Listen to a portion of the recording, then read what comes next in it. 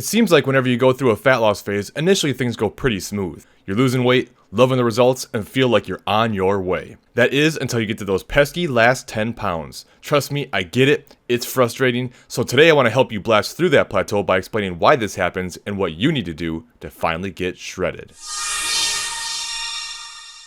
Hey, this is Colin DeWitt. If you want to master your metabolism and get in the best shape of your life, start now by subscribing and click on that bell notification so you don't miss anything. Alright, let's dig right into it today, but make sure you stick around to the end of the video because there are a lot of strategies we can take, and I want to make sure you have all the tools necessary to get that last bit of body fat off. The first thing I need you to understand though is that this is not going to be an easy process. That last like 5 to 10 pounds, it's gonna be stubborn. That doesn't mean it's not worth it, but it does mean that you have to be willing to fight for it. And mentally accepting this is gonna be a huge part of having success. Now the reason it's gonna be difficult is because of how adaptive our bodies are. Your body doesn't care about physique goals and six packs, it cares about one thing: survival.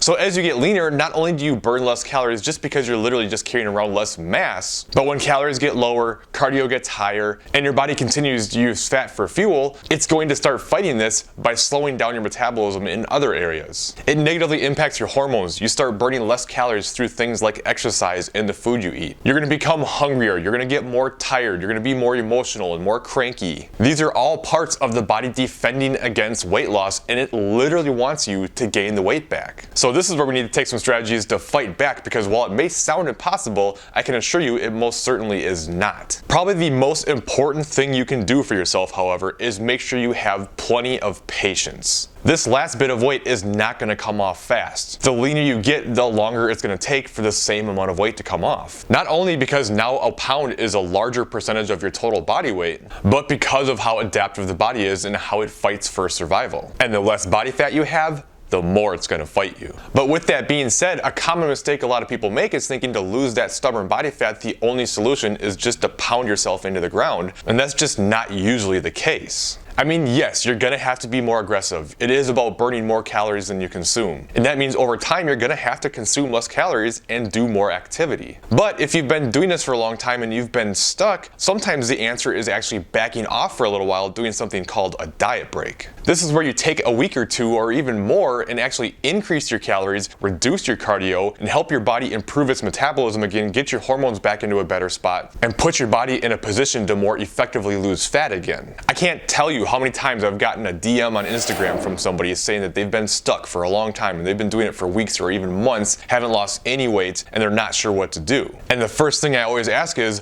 when's the last time you took a diet break? And most of the time it's, I haven't taken one. So my first advice there is always, hey, take a good 2-week diet break and then come back and be a little bit more aggressive than you were before, and that almost always seems to break that plateau. I know it seems so counterintuitive when you want to lose weight to actually eat more and do less, but your body is fighting you for a reason, and you have to give it a reason to let its guard down. The specifics of a diet break can vary quite a bit, but I usually recommend eating between about 200 and 400 calories above what you've been eating, preferably more through carbs and typically right around refeed numbers. And I also often recommend reducing your cardio by around 30 to 50% as well. The longer the diet break is, the more your hormones and metabolism will improve, which is why I typically recommend a 2-week diet break over just one. In fact, some people will actually lose weight during a diet break, and as long as there's no deadline we have to hit, I will typically just keep the diet break going as long as they're losing. And I've seen this happen for even like 4 or 5 weeks before finally plateauing, and then we go ahead and make the adjustment back and start dieting again. And this is all the more reason we have to go back to rule number 1, and that is have patience. Faster and more aggressive doesn't always mean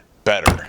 Now you may have noticed I was talking about calories and even carbs, and maybe you're not tracking your intake. If not, that's my next piece of advice, is to start tracking, because even though you don't have to track to lose weight, especially in the earlier stages, as you lose more and it gets more difficult, it's going to be really helpful to know how much you're eating. And hey, some people just really get triggered by tracking and it's not a good idea for them. And hey, I get it. I'm a big fan of tracking and I utilize it a lot, but it's just not for everyone. But even then, I still think if you're stuck and having a hard time, it's a good idea to even take just like one day and just plug in what your normal eating patterns look like so you can get a good idea of what it looks like, what you're using more of your calories towards, and how to make some adjustments based on that. Because when it comes right down to it, in order to lose weight, you have to be eating less calories and or burning more calories through activity. So if you know how much you're eating, it makes the process much simpler and more accurate, as now you have the data. And remember, your maintenance calories is not static, right? You can't continue to do the same thing forever because your metabolism will adapt along with what you do. So over time, you're going to have to eat less and or move more. So as much as it sucks sometimes, you're gonna have to make some changes along the way. So do not be afraid to lower your calories, do more cardio, go for more walks during the day. Just remain as active as possible throughout the day.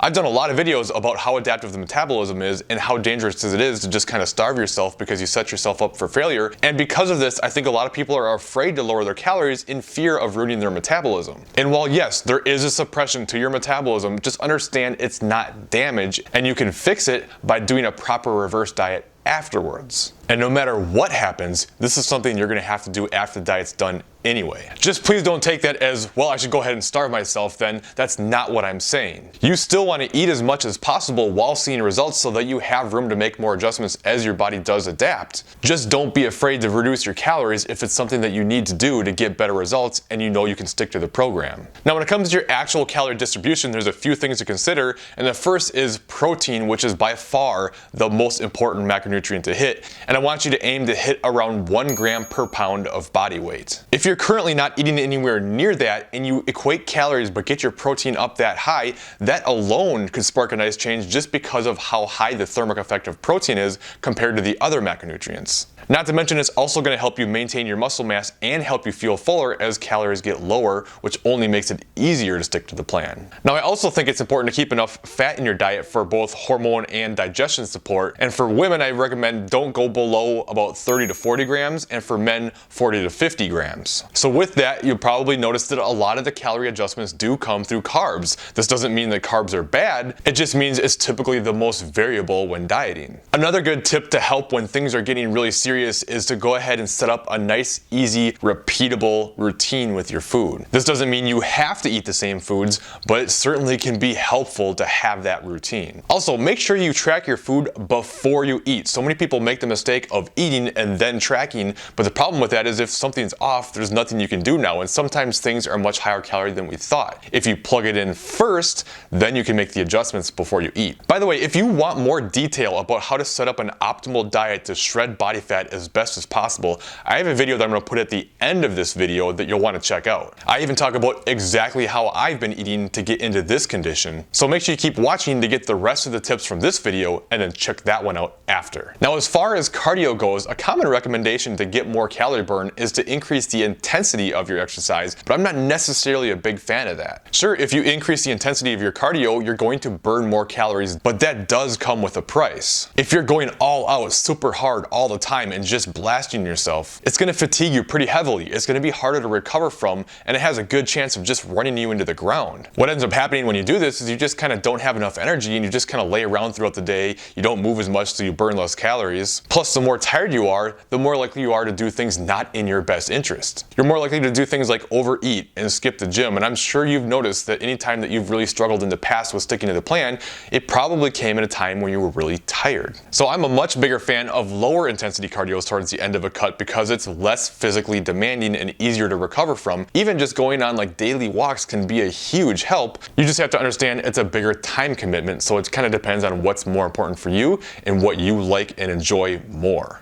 All right, let's talk about the elephant in the room. Let's talk alcohol. If you know me at all, you know by now that I don't have any problems with drinking within moderation and that you can still see results while doing so. However, when it comes to dropping that last bit of body fat, let's just be honest. It's probably going to be in your best interest to avoid it or at least severely minimize it. It's not only empty calories, which is more likely to make you more hungry, but it also lowers your inhibitions and makes you more likely to overeat, overdrink, and do more things that are not in your best interest. And when it comes to losing that last bit of body fat when things are getting really stubborn, you just cannot afford to have overeating patterns. It will absolutely wreck you. Obviously, you don't ever want to have binging behaviors. It's never going to be helpful, but at this point, it can be so easy to store extra body fat when your metabolism is so slow, and it just really makes it that much more difficult to get that off and more progress. So you really need to avoid overeating, and alcohol is not going to help with that. So when it comes to that elite level of conditioning and just getting to really low levels of body fat, you have to do some things that a lot of people aren't willing to do,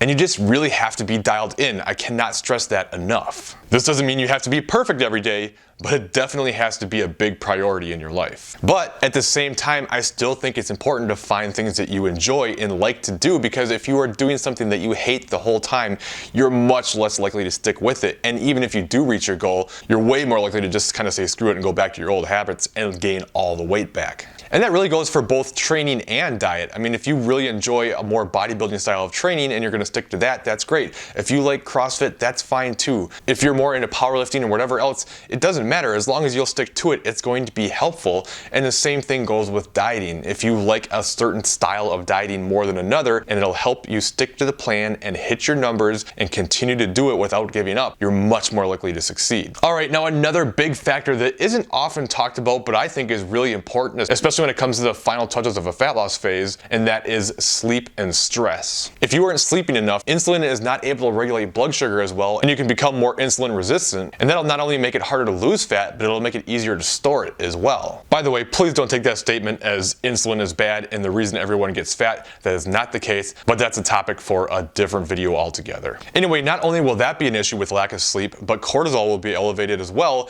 and it's already going to be elevated from just general life stress, and the dieting itself will do it as well. Sleep and stress is massively important, not only with regards to fat loss, but pretty much everything. Of course, it's not always as simple as just say sleep more. Unless you're actually intentionally not getting enough sleep, then you can change that. But otherwise, you're gonna have to find some different types of strategies to relax more and get your cortisol levels down. And this is where supplementing with something called ashwagandha can actually help. Research has shown that ashwagandha can help with lowering cortisol levels and actually the feelings of stress and anxiety as well. Not only that, but I've had several clients who start taking ashwagandha and say that they start sleeping better, and you put those two together and you can see much better results.